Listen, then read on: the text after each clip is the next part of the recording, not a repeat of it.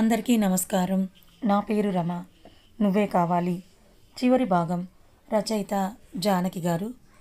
సిగరెట్లు తన ఒంటి మీద కాలుస్తూ ఉంటే ఆ బాధ తను ఎలా భరించిందో ఒకసారి ఆలోచించండి. ఎక్కడ పడితే అక్కడ కొరికి ఒక పశువులా తనని అనుభవించాడని కన్నీళ్ళు పెట్టుకుంటాడు రిషి. తలదించుకున్న వెంకటాద్రి మౌనంగా వింటాడు.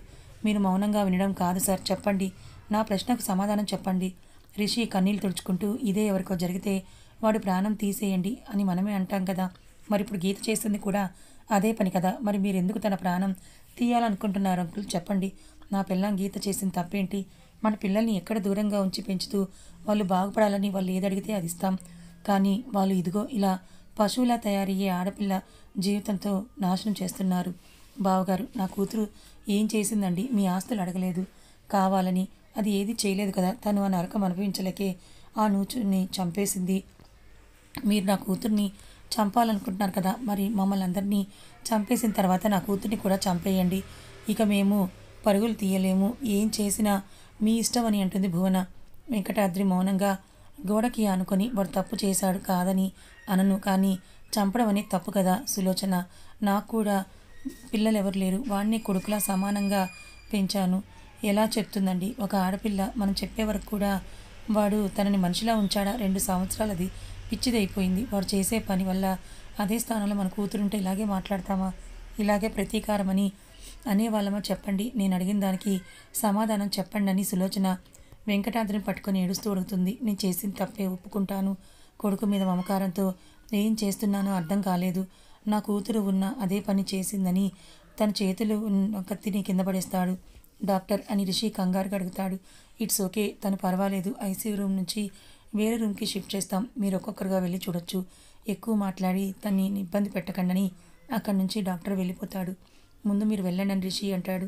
మాకంటే ముందు నువ్వు వెళ్ళు రిషి, తన కళ్ళు నీ గురించే ఎదురు చూస్తూ ఉంటాయని కన్నీళ్లు తుడుచుకుంటూ చెప్తారు భువన.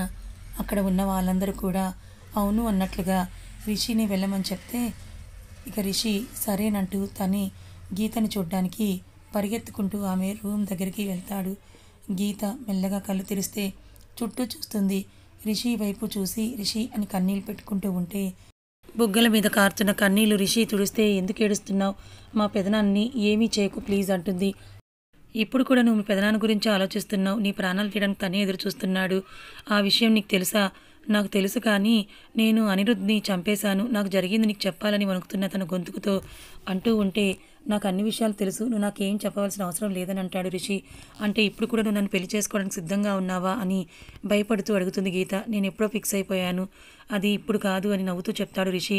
కానీ రిషి అంటూ ఉంటే రిషి గీత పెదాల మీద చెయ్యి అడ్డు పెట్టి, నువ్వే మాట్లాడకు, ముందు రెస్ట్ తీసుకో, ఇంకా మీ పెదనాన్న కూడా నిన్నేం చెయ్యడు, తను చేసిన తప్పు తను తెలుసుకున్నాడు, అవునా అని అంటుంది. అవును, నువ్వు భయపడకు.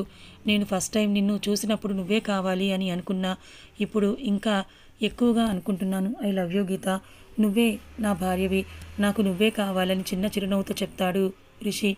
నవ్వుతూ గీత రిషి ఎదుటన ముద్దు పెట్టి, ఐ లవ్ యూ, నువ్వే కావాలి నాకు కూడా రిషి అని అంటుంది గీత. ఈ ఆనందం ఎప్పుడూ మనతోనే ఉండాలి, నీ ప్రేమ అని అంటే నాకు కూడా చాలా ఇష్టం బంగారం. చాలేరా బాబు, మేము తట్టుకోలేకపోతున్నామని వెనక నుంచి మధు అంటాడు.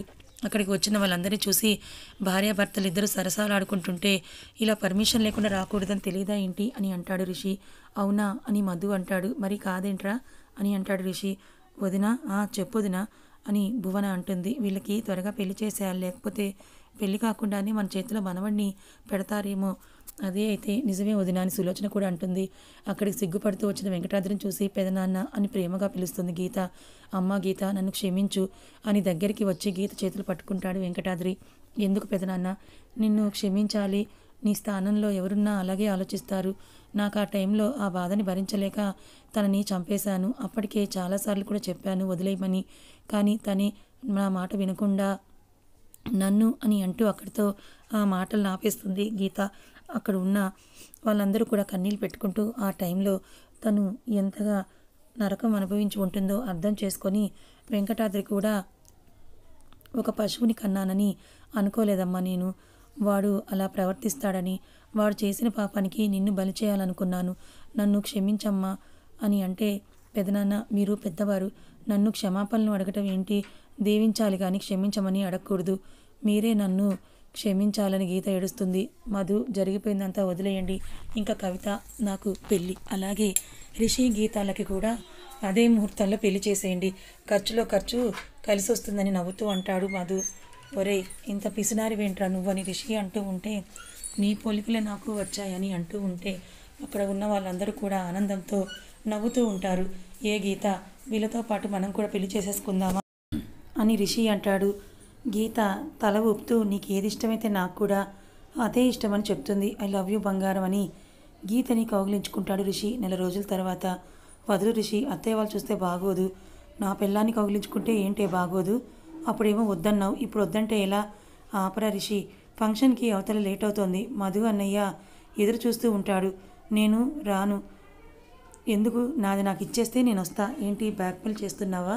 మరి కాదా? నాలాంటి రిషి ఇంకొకడు కావాలంటే మా అమ్మకి నీతో చెప్పలేదేంటి? చాలే రిషి అని సిగ్గుపడుతూ ఉంటే గీత దగ్గరికి మళ్ళీ వచ్చి తన పెదాలను కిస్ చేస్తాడు రిషి. ఒరేయ్ రిషి, ఏం చేస్తున్నావురా? అక్కడ ఫంక్షన్కి టైం అయిపోతూ ఉంది అని అంటూ వస్తుంది. చూడు మా పెదనాన్న వాళ్ళు కూడా వచ్చేశారు అని చెప్తూ ఉంటే, మీ పెదనాన్న వస్తే రాని, అసలు నువ్వు నా దగ్గర ఉండవే. మా పెదనాన్నంటే నాకు చాలా ఇష్టం. ఓ, నీతో నేను మాట్లాడను, నేను వేరే దాన్ని చూసుకుంటా, నీకు అంత సినిమా లేదులే కానీ రా అని నవ్వుతూ గీత వెంకటాద్రి దగ్గరికి పరిగెత్తుకుంటూ వెళ్తుంది. ఏమ్మా, మీ ఆయన ఇంకా రెడీ అవ్వలేదా? వస్తున్నాడు, రారా రిషి అని లక్ష్మి అంటుంది. నువ్వైనా దానికి చెప్పు, నాకు మనవడు కావాలి, నా కొడుక్కి సపోర్ట్ చేయమని. ఒరేయ్, నేను నీ తల్లినిరా. అయితే ఏముందమ్మా, నువ్వు నా ఫ్రెండ్వే కదా, పదండి ఫంక్షన్కి టైం అవుతోందని లక్ష్మి అంటుంది. మరి బావగారు, ఆయన ఎక్కడ? ఎప్పుడు బిజినెస్ బిజినెస్ అంటారు, మనల్ని వెళ్ళమన్నారు. సరే పదండి అని ఫంక్షన్కి వెళ్తారు అందరూ. ఏంట్రా నువ్వు కూడా లేటేనా? ఒరేయ్, మీ బావ పెళ్ళైతే మేము వచ్చి ఇక్కడ ఏం చేస్తాంరా? పైగా మీ చెల్లి నన్ను సతాయిస్తూ ఉంది, తను త్వరగా రెడీ అవుతోంది. అంత లేదు, అది నన్ను ఏడిపిస్తోంది. ఏంటన్నయ్య నా మీద చాడీలు చెప్తున్నాడు రిషి అని అడుగుతుంది గీత. అవునమ్మా, ఎప్పుడు మనల్ని అనుకున్నవాడు ఎక్కడున్నాడు అని నవ్వుతూ అంటాడు మధు. ఎలా ఉన్నావు కవిత? బాగానే ఉన్నా, నువ్వెలా ఉన్నావు? నేను బాగున్నా. మీ అన్నయ్య పెళ్ళి కదా, ఆడపడుచు కట్నం మరి ఎంత తీసుకుంటున్నావేంటి అని అడుగుతుంది. ఏమీ వద్దు నాకు అని అన్నారు మా వారు అని మధు వైపు చూస్తూ చెప్తుంది కవిత. అక్కడున్న వాళ్ళందరినీ కూడా చూస్తూ పలకరిస్తూ ఉంటే అక్కడ గణపతి నాయుడు, రాకేష్ వాళ్ళ ఫ్యామిలీ వస్తుంది. రాకేష్ వైపు చూస్తున్న గీత భయపడుతుంది. రాకేష్ గీత దగ్గరికి వచ్చి, భయపడుకుని నిన్నేమీ అనను, నిన్ను చాలాసార్లు ఇబ్బంది పెట్టాను, క్షమించు గీత అని అంటాడు. అయ్యో రాకేష్, ఏంటా మాటలు, నేను ఎప్పుడో మర్చిపోయానని ఉంటూ ఉంటే గణపతి నాయుడు అక్కడికి వచ్చి, వాడే కాదమ్మా, నేను కూడా నిన్ను ఇబ్బంది పెట్టాను, నిన్ను క్షమిస్తావు కదూ అని అంటూ ఉంటే, అయ్యో తాతయ్య, మీరు పెద్దవారు, దీవించాలి కానీ ఇలా క్షమాపణ అడగకూడదు అని అంటుంది గీత. ఇంకా క్షమాపణలన్నీ అయిపోయండి, కెమెరామెన్ మాకు అందరికీ ఒక ఫోటో తీ అని మధు అంటాడు. అక్కడ కెమెరామెన్ వస్తే అక్కడ వాళ్ళ ఫ్యామిలీ అంతా ఫోటో తీయించుకుంటారు. ఇదే ఫోటోలో నువ్వు, బాబును, రిషి, నేను, పాపను కంటాం. మన ఫ్రెండ్షిప్ లాగా వాళ్ళ ఫ్రెండ్షిప్ కూడా కంటిన్యూ కావాలి అని రిషి మధుతో అంటాడు. మేమైతే అదే పనిలో ఉన్నాం, మీరు కూడా అని మధు అంటాడు. రిషి, మేము కూడా అదే పనిలో ఉంటాం కదా అని గీత రిషిని కౌగిలించుకొని సిగ్గుపడుతూ ఉంటుంది. హాయ్ ఫ్రెండ్స్, స్టోరీని ఇంతగా ఆదరించి సక్సెస్ చేసినందుకు మీ అందరికీ నా ధన్యవాదాలు తెలుపుకుంటున్నాను. కథ ఇక్కడితో అయిపోయింది. మరొక మంచి కథతో మీ ముందుకు వస్తాను. Thank you so much.